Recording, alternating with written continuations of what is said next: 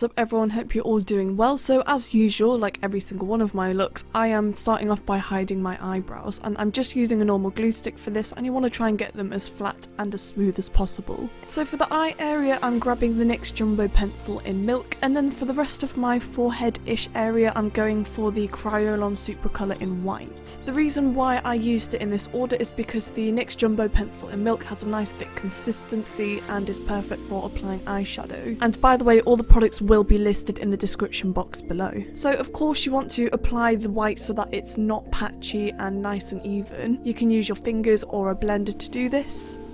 Moving on to the eyeshadows, I'm going to grab the NYX Ultimate Brights eyeshadow palette and the NYX Sugar Trip Squad palette. So I'm basically using the reds and I'm going to create a cut crease. So taking the red from the NYX Ultimate Brights eyeshadow palette, I'm just grabbing a small brush and I'm just really sketching out the basic shape of the cut crease. You want to pack as much red as you can onto the bottom of the line, or as closest to the line as you can get without going underneath the line. And then I'm grabbing a bigger brush and I'm just going to start fanning out and diffusing the colour. So use small amount of product each time you apply, really take your time and build it up slowly, and use lots of circular motions to get a nice, smooth and even blend. And then moving on, I'm grabbing the yellow and I'm just going to kind of do the same thing and make the effect that it's going from an ombre red to a yellow. So I'm just packing on the colour and blending them nice and smoothly. And of course you want to do exactly the same on the other eye. So next I'm going to grab the same yellow, and this time I'm going to take it up into a vertical motion. So this part doesn't really have to be too perfect at this point. It is kind of a crazy look at the end of the day, so just go ahead and pack it on. And I'm placing these in the centres of the eyeshadow and near where my brow begins as well. And then for the top half, or the top area, which is like the top of my forehead, I'm grabbing the same reds and I'm kind of doing the same thing but this time going down. And this time I'm just sort of randomizing where the lines are kind of going, and I'm creating almost like a thundery effect. And then grabbing the Kryolan Supracolor again, I'm just going to apply this underneath my eyes area. Then moving on to the eyeliner, I'm grabbing the NYX Epic Ink Liner for this. You just want to create some wings, and I'm making them quite large.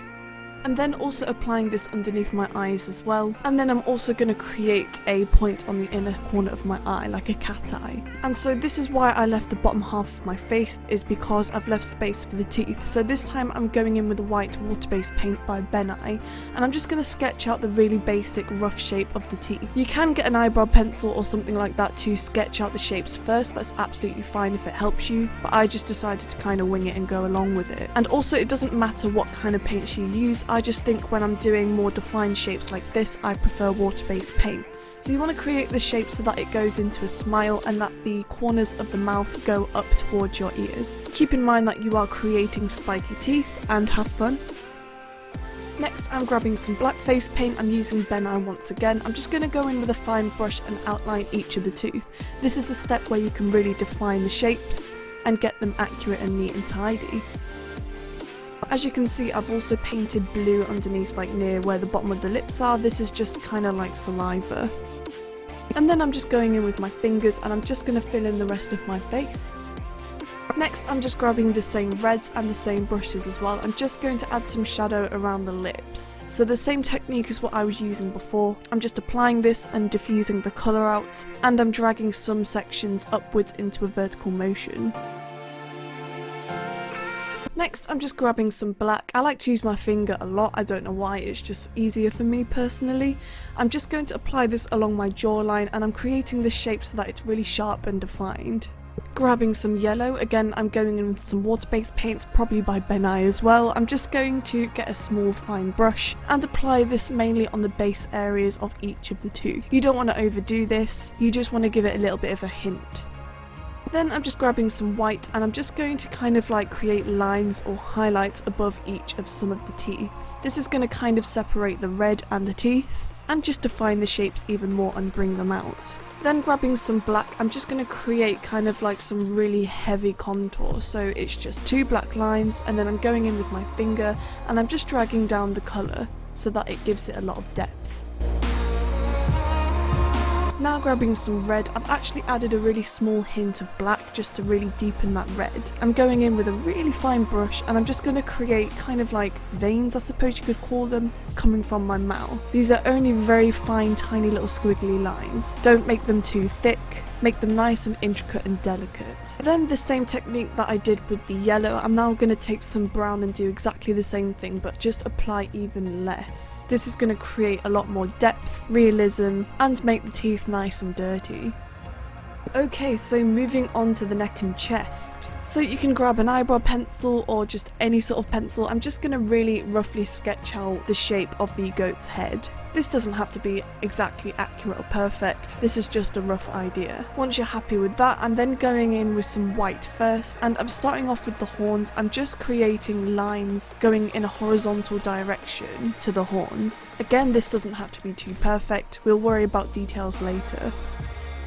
Then grabbing like a medium brown, I'm just going to apply this above the head area. And then I'm grabbing a deep brown and I'm just going to start defining the shapes of the grooves of the horns. And then I've gone in with some browns and some yellows as well, and just added kind of like lines and hints here and there. I'm not actually using any black just yet, I'm just focusing on mainly browns and yellows. And you just want to keep going ahead and start to really outline the shapes, start to really refine and define everything, and add the deeper colours on the areas where the shadow would hit. I feel like this is really difficult to explain. I think this is kind of like a more watch and do kind of tutorial. So now we're moving on to the face. Essentially what we're doing is we're just kind of putting a base down, like a base colour, and then we're just kind of outlining and then going in with some middle tones and then some deep tones. It's actually very simple, even though it might not look it. So now that I've got the white down, I'm just going in with a dark brown and I'm just going to outline the shapes. And as you can see, I've kept some gaps like around the eyes and the snout area. This is just to help me define the shapes of each of the features later on. So now just grabbing my fine brush, I'm just going to continue on defining the shapes. As you can see, I'm starting to define the nose area and outline the eyes. And then also a really good technique that I like to use is I like to grab a wet brush and swipe the colour out so that it fades out while it's still wet. But even if it kind of dries, you can still do this. And because I'm painting a goat, using a fine brush and using lots of swiping motions is absolutely fine because it creates a liney texture, which is actually really good for fur. Another technique for this is paint in the direction of the fur. Do not paint opposite, if that makes sense. So if the fur is going in a vertical direction, don't be painting in a horizontal direction because the fur will be pointing the wrong way. Alright, so now I'm grabbing my fine brush again, and this time I'm going in with some details. I'm creating an upside down star. I'm then just creating lines and wrinkles and all of that good stuff. I've also gone in with some dots just to give it a bit of style, make it more interesting. I've gone in with some brown dots, some white dots, mainly around the shaded area. And once you're happy with that, we are then going to move on to the rest of the chest.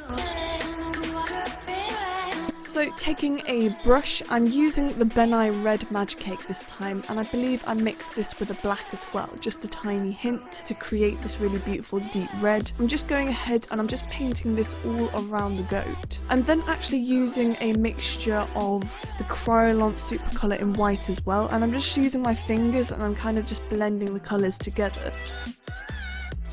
And then once you're happy with that base colour, I'm then just going in with my finger and some brushes as well, and I'm starting to create some clouds. You want to try your best to define each of the cloud as well. Once you're happy with that, I'm then grabbing some white and I'm just creating zigzaggy kind of lines coming from certain clouds. This is of course going to create some thunder. Then grabbing some yellow. I believe I was using a yellow cream paint for this. I'm just applying hints here and there as well and fading out the colour. For the nose, I'm just creating two wiggly lines coming from my nostrils, and then apply your contact lenses. And now we're going to become the unicorn of our dreams. So you want to go ahead and apply your horn. By the way, I will be 100 million bazillion gazillion % be making a tutorial on how to make a unicorn horn, so please do keep your eyes peeled if you'd like to know. I'm just going to grab some liquid latex. Oh yeah, by the way, you want to of course rub away the makeup from your forehead. I'm just going to apply this, and I'm grabbing some toilet roll and I'm going to use like a paper macheing technique to really secure the horn in place. So you want to apply latex, stick the horn on, hold it on your head, and then tear really small pieces of toilet roll and apply them. Apply more liquid latex on top of that, and then more toilet roll, then liquid latex, and then toilet roll. And just keep doing that until it is strong enough and dry to let go, and hopefully it should be really secure. You can use your finger to do this or a sponge as well. Now that the latex is nice and dry, for the finishing touches, I'm just going to grab a black and create some vertical wiggly black lines to give it a bit more of a dark theme. I'm then just going to go in with some brown paint. I'm just going to use really gentle circular motions to create a really dirty texture, and I'm taking advantage of the texture of the tissue because it is slightly bumpy, which is great for making it look really dirty. And then for the cherry on top of the cake, I'm going to grab some blood, my absolute favourite, and apply some drips. Thank you so much for watching my entire tutorial all the way through. Thank you, thank you, thank you. I really appreciate it. If you like this video, then please let me know by giving it a thumbs up, and also feel free to hit the subscribe button. Also, don't forget I have an Instagram at gothspectrum, and finally, I will see you next time.